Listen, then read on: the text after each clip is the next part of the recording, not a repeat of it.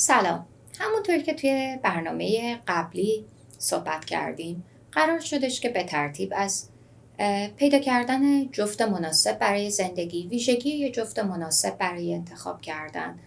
و چگونگی برقراری رابطه، نگه داشتن یک رابطه و بزرگتر از اون پرورش اون رابطه صحبت میکنیم.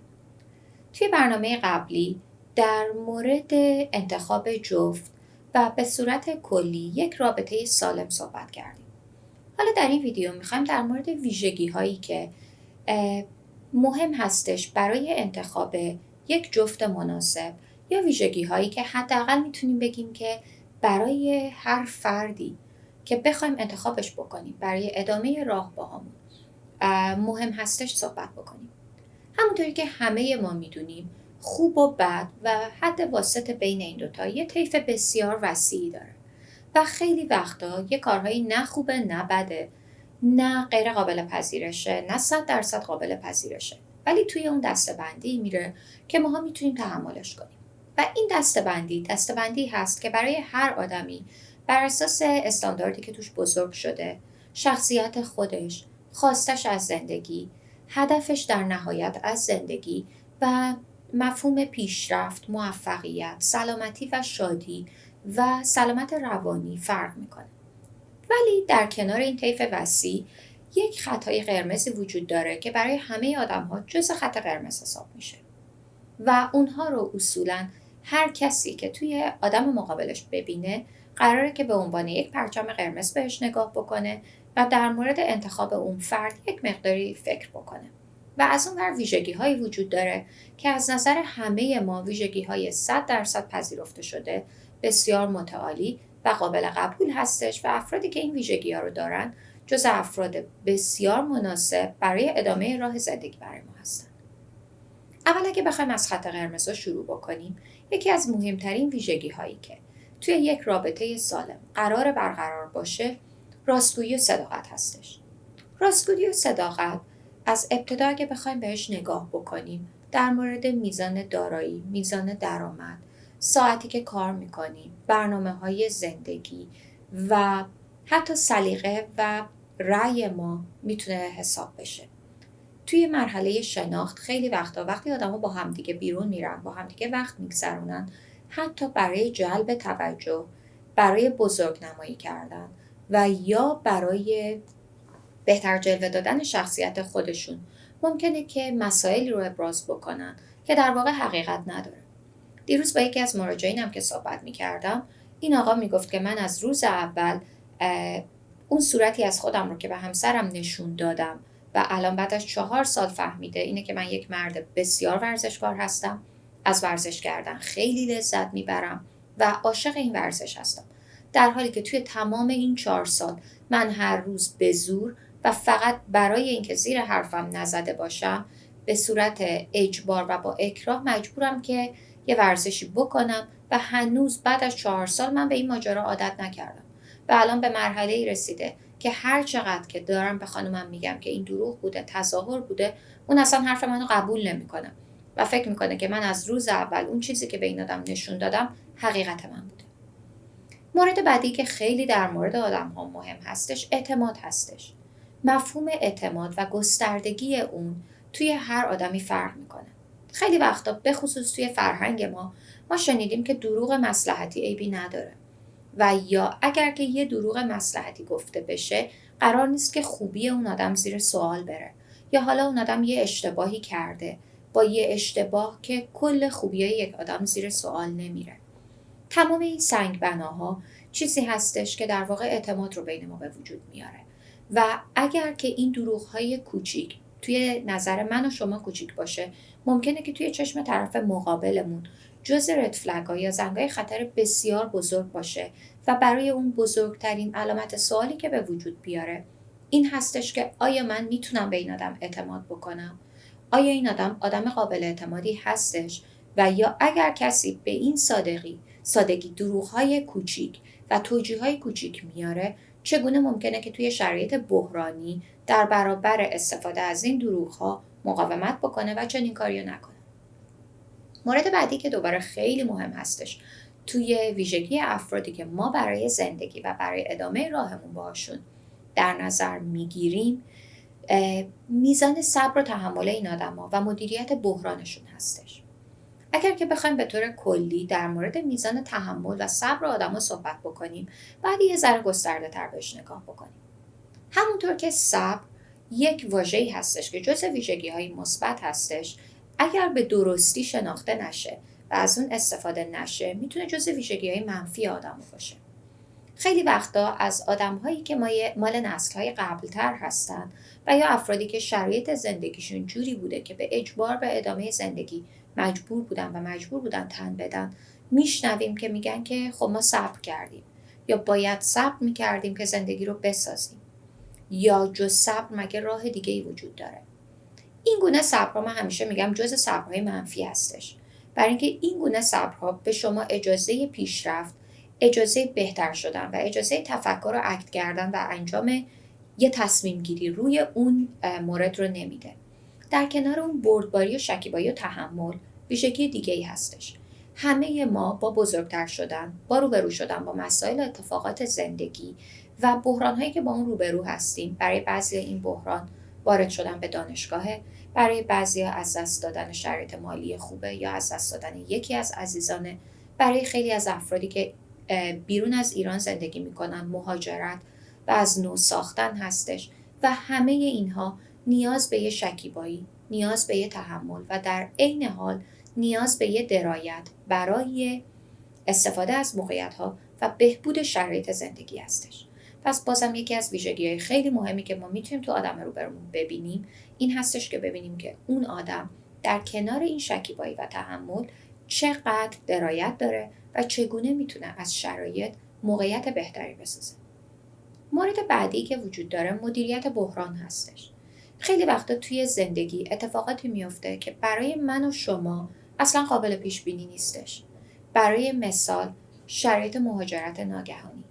خیلی از دوستانی که اصلا حساب نمی‌کردن روی این موضوع ولی به طور ناگهانی لاتاری گرین کارت برنده شدن و در عرض یک شب کل زندگیشون عوض شده. دوستانی که فقط به این به عنوان یک شانس نگاه می‌کردن و ناگهان در برابر یک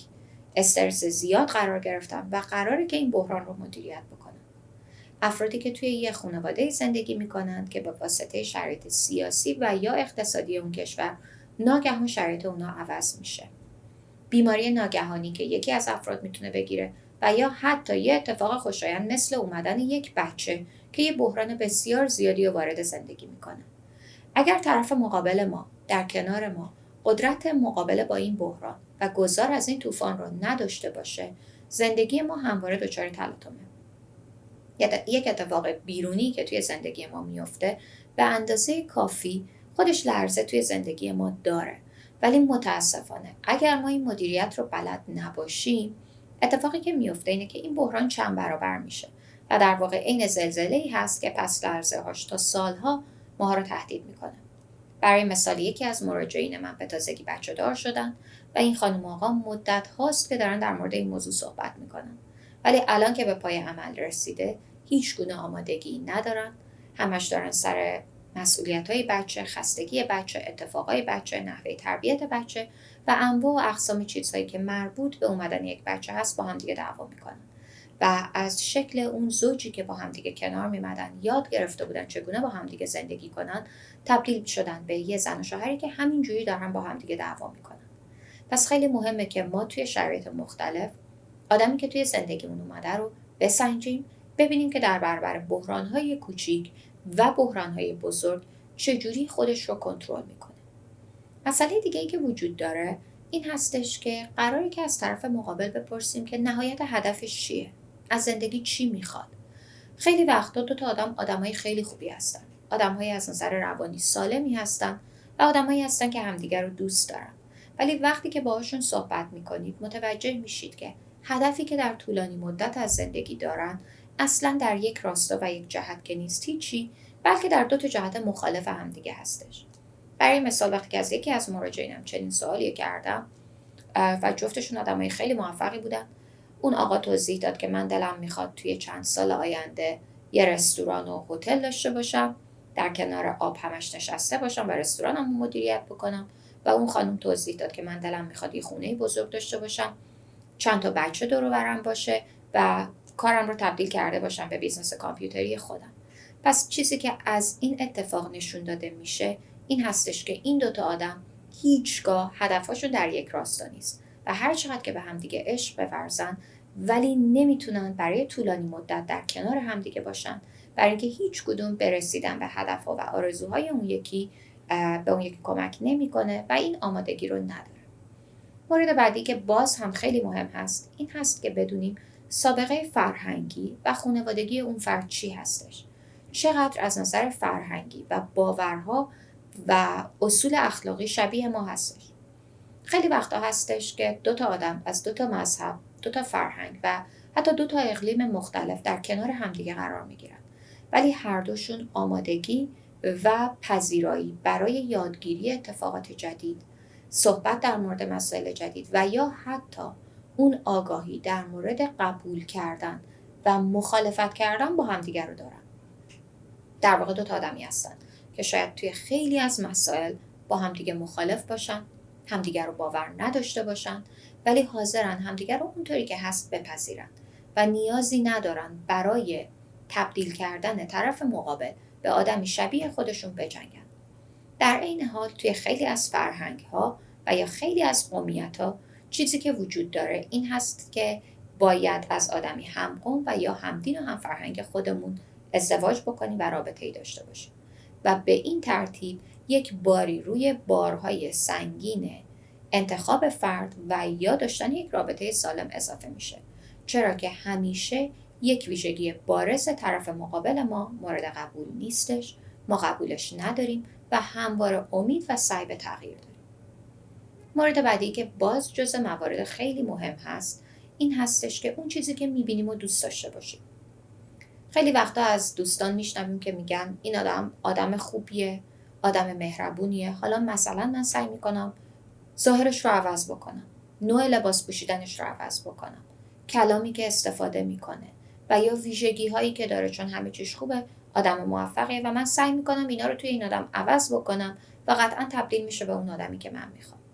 خبر بد یا خوبی که وجود داره این هستش که اصولا کسی عوض نمیشه. آدم‌ها اگر باور داشته باشن میتونن تا درصدی تبدیل به آدم بهتری بشن و اون هم در صورتی هستش که تکرار میکنم باور به این داشته باشن که راهی که مقابلشون هست از اونها آدم بهتری میسازه. در غیر این صورت امکان تغییر یک فرد ممکن نیستش. پس قرار هستش که اون چیزی که میبینید رو دوست داشته باشید و قبول داشته باشید، نه اون چیزی که میخواید اون فرد تبدیل بشه بهش. از زوجایی که من باشون کار میکنم خیلی وقتا میشنوم که میگن ما امیدوار بودیم که این آدم ورزشکار بشه، ما امیدوار بودیم که این آدم کتابخون بشه، ما امیدوار بودیم که این آدم قبول بکنه که باید ساعت کمتری رو روی سوشال میدیا بگذرونه و یا حتی چاق یا لاغر بشه و تمام این اتفاقایی که بر اساس امید ما یک رابطه‌ای رو شکل دادیم، روش سرمایه‌گذاری احساسی، زمانی و مالی کردیم که در نهایت امکان نزدیک شدن به خواست ما خیلی توش بعید و کم هستش و در نتیجه بزرگترین اتفاقی که میفته برای ما ناامیدی، خشم و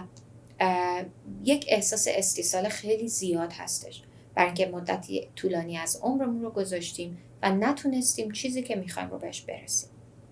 ویژگی دیگه‌ای که وجود داره راه‌های مشترک برای برقراری ارتباط توی آدم‌ها هستش. خیلی وقتا کسی که روبروی ما نشسته آدم خیلی خوبیه، آدم مهربونیه، آدم صادقیه، آدمیه که هدفمنده، دوست داره موفق بشه ولی به برقراری ارتباط و یا صحبت کردن مستقیم اعتقادی نداره. آدمی هستش که فکر میکنه در صورت لزوم طرف مقابل باید از رفتار اون، از گفته‌های گوشه و کنایه اون یا اصلا از حداقل صحبت‌ها به مفهوم اون و به خواسته اون برسه. دیروز با خانمی صحبت میکردم که این خانم میگفتش که همسر من هیچ وقت حرف من رو نمیفهمه و مثلا من ازش خواستم که امشب سالاد درست کنه و تا وقتی که دوباره بهش بگم نکرده و وقتی که ازش پرسیدم که خب به چه زبونی چه جوری ازش خواستی، گفت چه توی ماشین که میمدیم از کار برگشتم بهش گفتم که من امشب دلم یه سالاد میخواد. و وقتی که باهاش صحبت میکردم میگفتم تنها پیامی که تو به این آدم ندادی این بوده که من از تو میخوام که تو برای من این سالاد رو درست بکنی. و خیلی از مسائل شبیه به این منجر میشه که راههای برقراری ارتباط با آدمها کاملا متفاوت باشه. و خیلی وقتا خیلی از آدمها تنها نوعی که پیام من و شما رو میگیرن به صورت مستقیم، کاملا واضح و با جملات کوتاه و شمرده هستش. خیلی وقتا من با مراجعینم میبینم که از یک موضوعی شروع میکنن وقتی که صحبت خواستشون از طرف مقابلشونه. با یه موضوعی شروع میکنن و موضوعی که این صحبت باهاش تموم میشه هیچ ربطی به اون موضوع ابتدایی نداره و طرف مقابل گیجه، نمیدونه که همسرش یا پارتنرش ازش چه چیزی رو میخواد و در نهایت یک دعوای بزرگ به وجود میاد برای اینکه آخرش هم متهم میشه به اینکه تو هیچ وقت حرف منو گوش نمیدی. در حالی که اگه بخوایم واقعیت ماجرا رو نگاه بکنیم، کسی که پیام رو داره میفرسته یک مسئولیت بزرگ داره، اون هم یک پیام واضح بدون شاخ و برگ دادن و یا یک درخواست ساده و مستقیم هستش.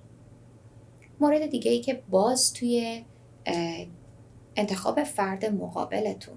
و ادامه دادن راه باهاش مهم هست، این هستش که اون آدم علاقه و شوق به بهبود و یادگیری داشته باشه.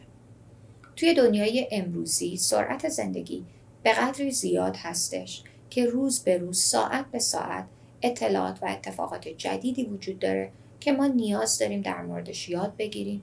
بخونیم، اطلاعاتمون بیشتر بشه و خودمون رو آپدیت و بروز بکنیم. و این بروز رسانی به هیچ طریقی انجام نمیشه مگر اینکه به این زمانی که داریم برای این کار میذاریم باور داشته باشیم. باور داشته باشیم که ما نیاز داریم ورژن بهتری از خودمون باشیم و ورژن آگاه تری. حالا این موضوع توی نحوه برقراری ارتباط،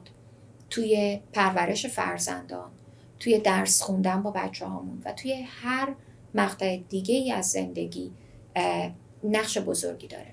خیلی وقتا توی اتفاقاتی شبیه بچه دار شدن تازه تفاوت آدمو مشخص میشه.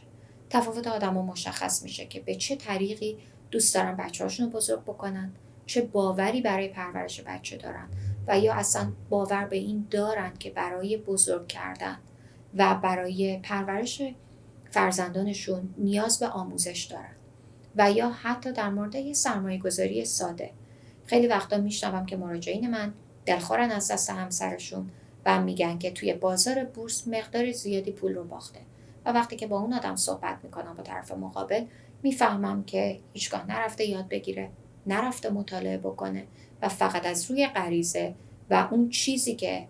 پس ذهنش بوده به عنوان آگاهی اقتصادی وارد یک بازار پرتلاطم شده و چنین ریسک بزرگی رو کرده، برای اینکه در نهایت باور به این نداشته که برای بهتر شدن، برای تبدیل به بهترین خودت تو همواره روز به روز نیاز به یادگیری و آموزش داری.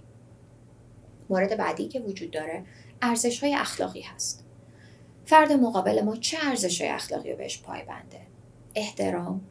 قدردانی، سپاسگزاری، حتی باور به خالق، نیروی برتر، خدا و یا تو هر دین و هر مذهبی، همه اینها جزء ویژگی هست که توی انتخاب آدم زندگی ما تاثیرگذار هستش. فردی که مقابل ما نشسته توی شرایط بحرانی چگونه خودش رو آروم میکنه، چه راهی برای مقابله با استرس، مشغله‌های زندگی و اتفاقات ناگهانی زندگی داره. در کنار مدیریت بحرانی که صحبتش رو کردم، برای آرومتر کردن خودش چه راهی رو داره؟ برای مقابله با استرس از نظر فردی چگونه این کار رو انجام میده؟ آیا ورزش میکنه؟ آیا مدیتیت میکنه؟ آیا کتاب میخونه؟ موزیک گوش میده؟ و یا هر چیز دیگه‌ای که میتونه به این آدم کمک بکنه که اون استرس رو به جای اینکه توی محیط خونه بیاره بتونه رها بکنه و یا این باور رو داشته باشه که مشغله ها وجود داره ولی در کنار اون زندگی به صورت یک جریان در حال گذار هستش و لازمه که هر لحظه این زندگی ازش لذت برده بشه و بیشترین رو از اون به دست بیاریم. بعد از اینکه همه این مشخصات رو توی فرد مقابلمون سنجیدیم، مرحله‌ای هستش که حالا ما میتونیم بگیم که ما یک رابطه رو چراغ‌های سبز رو داریم برای برقراری یک رابطه و حالا الان به اون تیکه‌ای رسیدیم که این رابطه رو چجوری پرورش بدیم.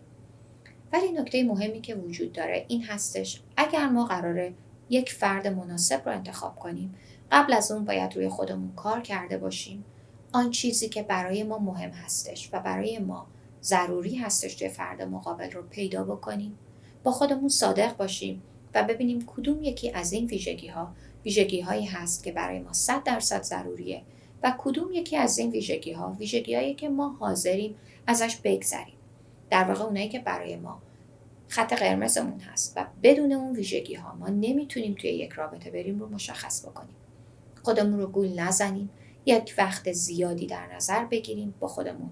مطالعه کنیم، بالا و پایین کنیم، سبک و سنگین کنیم و حتی روابط قبلی و روابط افراد دور و بر رو نگاه بکنیم و نتیجه گیری کنیم. برای اینکه بزرگترین چیزی که وجود داره، ما آدم مناسبمون رو باید بدونیم پیدا نمی‌کنیم مگر اینکه معیارها و ملاک‌های لازم برای انتخاب اون فرد رو قبل از اینکه فرد رو ببینیم توی ذهنمون داشته باشیم و این به هیچ طریقی میسر نمیشه مگر اینکه روی خودمون کار کنیم، وقت بذاریم، افزایش آگاهی، شنیدن پادکست، کمک گرفتن از روانشناس و یا تمام راههایی که ما رو آگاه تر میکنه رو پیش بگیریم و پس از اون دنبال انتخاب یک فرد بریم. و در نهایت در آخر برنامه امروز لازمه که بگم که هیچ وقت عجله نکنید، حتما باید زمان بدید و زمان هستش که این ویژگی‌های اخلاقی، نحوه مقابله با استرس و بحران و کلیه مسائلی که توی این برنامه صحبتش رو کردم رو به شما نشون میده. و پس از اینکه این زمان رو گذاشتید، اون فرد رو شناختید، مرحله بعدی این هستش که یک رابطه رو برقرار کنید و توی ویدیوی بعدی، توی برنامه بعدی در مورد راه‌هایی که میتونه به ما کمک بکنه تا یک رابطه سالم رو شکل بدیم و همچنین نگهش داریم صحبت